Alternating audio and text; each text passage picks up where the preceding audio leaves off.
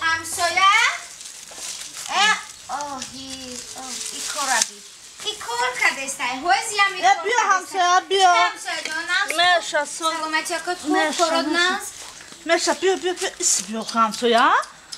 آخه تو هم گریز نیه همسایه جان خب بیا تای سویا میره همسایه جان بیا دست ما جزی گفتم همیارا بچینیم یا خوریم کنم نست خوب کاراتون نست ای آفرین تونه ای را بین ای اف ای چی کوکا دیستین زردالو چی نیسته؟ زردالو را بچین نیتی ادنو مخروم کنیم رحمت کارات خوبه همسایه؟ مرشا ساز شما سازه میگم همسایه ای چی زندگیه نه خود تو هم خیلی خونه و درد توزی را زندگی کنی همسایه ای سرنوشت ای حیات همی حیات تو او درجه رشمو زندگی و همسایه جان آفرین همسایه خواهد چکا کنم حیات همی بده باور که همسایه همی شوی تر همی هر روز میبینم نمی ایدر میدروی نمی پاکتو پر نمی حواسی شوی تر همی خرمه نمی میبینم خیلی کیف میکنم باور که حواسی کی را؟ حواسی شوی تر گوش که دگونه حواس شوی مرا تو گجو میخری حواس شوی مرا نخو ای کار باره که این مرده که من میگیرم میاره یا همش ره دارن خیلی نه خیلی میگم که مانیور میکنی انا خیلی مانیور کردن در کاره فهمیدی؟ ها که خیلی اگر بفورد که رنگ همی شوی من شوی ترم بگیره بیاره به خونه تا جا بیا در گوش فهمیدی؟ فهمیدم انا برانم خیلی کن خیلی همسایه جان آلی میام اوه ثابتی زورم دا که یک گفتی اول که بود کم ارسی رپیتیت کنم که اگزامین میزگره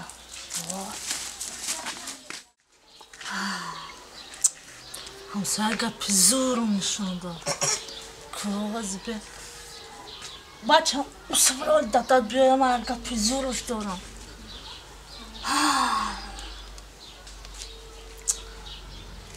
قدیر که یه وقتی دیگه باشه 10 بار میایم اینجا وق کده اوزاش همینجا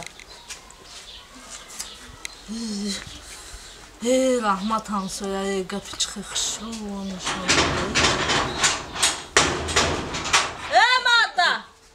مرده ها چوکا اینجا کار کردشته نمیدروی خونه اینجا بیا مرده چی گپا؟ بیا اینجا چی بیام آخی باید تا اینجا بگیم چی گپا دای پیش تایزیت کار کرده عیبه نمیدونم چی گپا بود؟ چی با عیبه بدونم؟ نه با میگه چوا عیبه رفتم برآمدم نمی هر گاهی نمی کوچه میبرم در حالمون میخندم چی با میخنده در حالمون؟ چو کده؟ یه مرده که نو زنی یا جگیتی نو زنین اما حواس من میخنه برای همسویه من میمرم برام با چو کده ما؟ عیبه ایرا بی چی را؟ عیبه نمیدونی تا عیبه نمیدونی ما ایرا بی بچی پرده کدم چو کده نغزه کو؟ بچی پشه نمیدروه؟ بچی؟ لینچای پیاز خریدم جدت کردم که کای پیاز من همین را بکشم عیبه پیازم من خریدم لینچاش قطی کرده 1000 رحمت اینا دستت را میبوسم 1000 رحمت انا زنک ناو کلات کار کردسته همی زنک با عقل ایا چی میسوزه عبودی کار گنده کردید نه عبودی شما همی کاری آسانم درم میگید که کاری ملده گوش که مرده اینمی خونه را دیدی این خونه همسایه اینمی تباور که ستودنتی محشر اومده تو نموز داره ما بچه اومده یک گله بچه یک وقتش بچه چکو داریم باید ماده چیکا خواه اومده هنگیر اومده او تریزشون بعد برای تریزی خدمانه ای بایه یک گر نموز داری چند سری سال شد که همینجا به پرده یا پرده بگیری چکا میکنه داخی ها با مسئله پولم با پرده ما پول من ندارم پرده چکا کرده خیلی خونه ما رو میخرن و نگاه کنم همینجا خیلی دیده با به پرده خونه میخره خونه را من رفتم مرد خیلی بیا همین یا پرده بگی همین داد نوموز پول ندارم پول نیست نمیگیری پرده چی در کاره؟ مرده یا عمر کو این همی سالی دراز عمری تو فقط پول ندارم ایتا ندارم اوتا ندارم یا چی برای همین کم نه همین پرده چی در خونه و در بی هم یه همین زنک برای چی؟ برای پل ندارم ای ندارم و ندارم میگی نه که میریخته هر روز جیلک نو میگیری تو کی نو نه او همین پرده چی در کره برای چی پرده بکنم ای مادر ناموس داری تو؟ آها ناموس دارم نه که پل ندارم مثلا پل قدیمه گم نزد همین پرده چی در کره پرده چی در کره ای مادر میگه پرده چی در کره اومد اینا دیدی استودنت ها آمدن اینا میروز فهمیدی؟ بله ما یا نیم شب بانیا میرم چی بانیا دخته پرده قد بچونده میره یا کرتا علیش میکنیم یا چی علیش میکنیم خونت او همون استودنت ها میبینن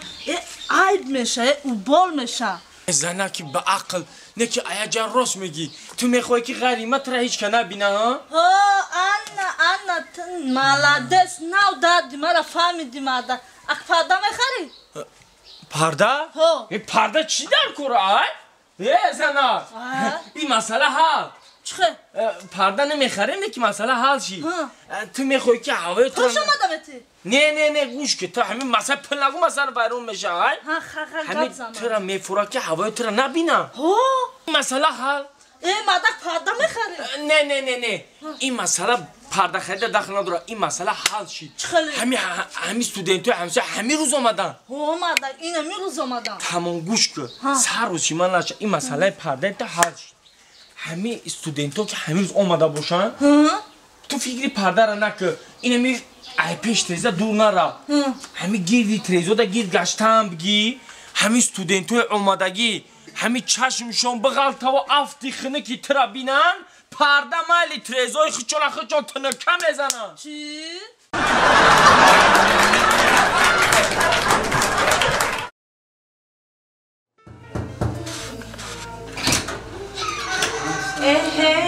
سلامتی قدم بیه خوش آمدین چه شما؟ نه ساز؟ یکم سوال با شما چنین داده می شود اکه قدم و اپای جمیله بانو که بسیارتر در بین مردم آوازها و پنج دقیقه که اپای جمیله زنی دویمی شما می باشد همین گپ یگان اساسی واقعی دارد وقتی من را باندسا آوردم همین ای کلوب آوردم ترمه گفتی یا پاکه در تختچوی لحظه تنک بودم ایزت آوردم پروردگار همین سالی به هر 21 سالی بیا که با فیض مبارکت خونه یکی قدم در دادیان موشینش شکستیان همین چیزا حقیقت داشت؟ اون وقتی روسیه بودم در فدراسیون روسیه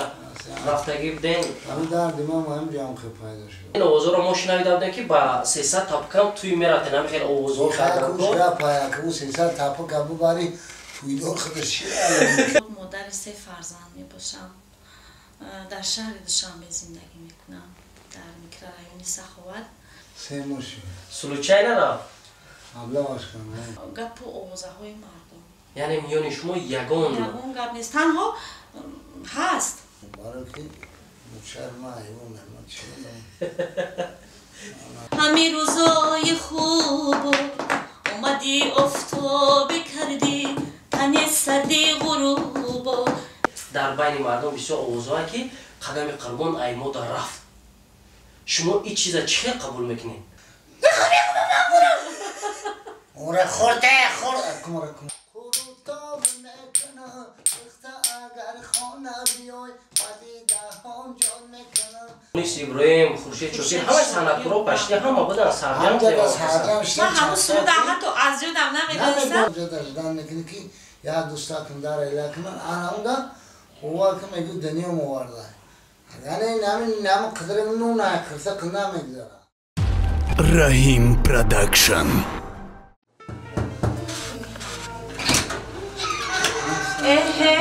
سلامتی قدم بیه خوش آمدین چه شما؟ نه ساز؟ سلامتیتون چه؟ این شمالای کجا فرونده؟ خواستم که بعد سال نهایت ای رحمتی کلان زنده باشین بیه سلامتیتون خوب شد؟ شما خدا شما ها خدا را شکر بیه مرحمت برای این سرخون بسولاره مونده آخ شما دیدن که قدم زنده باشین شما هم زنده باشین شما رحمت همین شما مرا یاد نکنین دیگه مرا هیچ که یاد نمیکنن شلایی شما دیدن بهترین انسان Hala oğlu hammasını kaydet hem kadam İzzet oğlumuz parvardı hami soyuda hazır bizler soyuya ki bafaz barakat hal barakata parvardı da hamma çocuk rezona